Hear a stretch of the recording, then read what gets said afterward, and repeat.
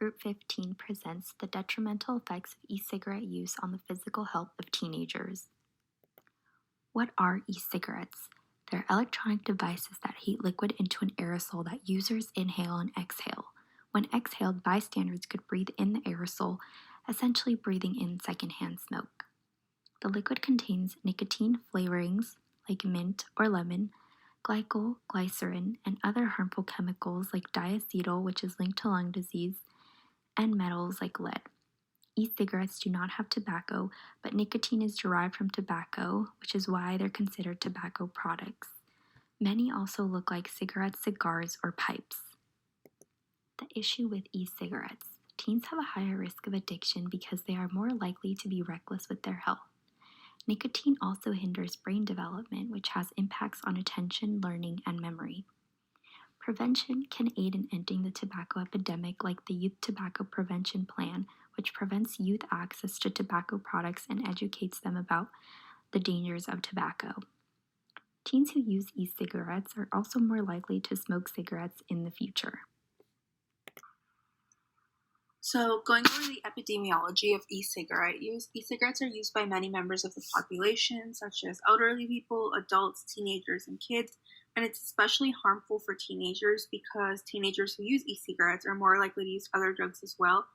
And in 2018, 20.8% of high school students reported using e-cigarettes, and this was a 78% increase from the previous year.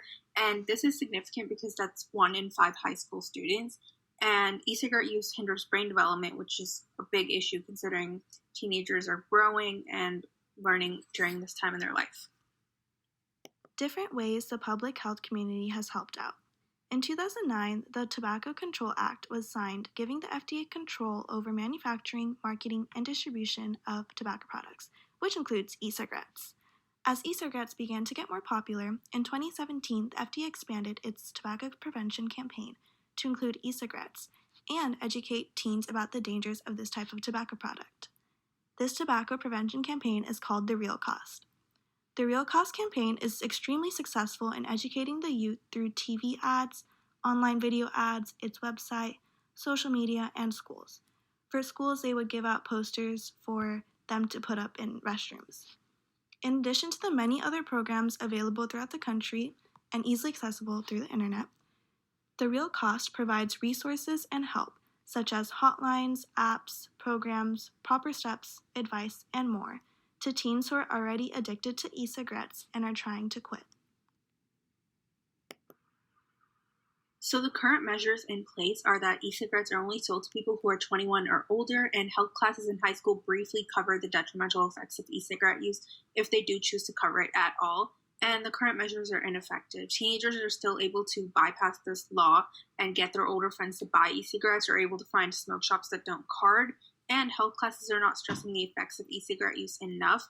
And a proposed measure would be to incorporate e-cigarette awareness and education into the high school health class curriculum so that teenagers can make a decision on their own, knowing the full effects of e-cigarettes and the risks that they're signing up for.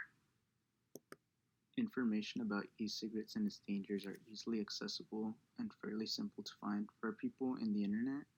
However, it does require the people to actively look for the information for themselves. There are a multitude of treatment centers to help people with their addictions, and those can be found relatively simple as well through many websites that help show you the closest treatment center to your location. Some common misconceptions about e-cigarette usage is that e-cigarettes are not as harmful as smoking, as well as that some e-cigarettes do not even contain nicotine.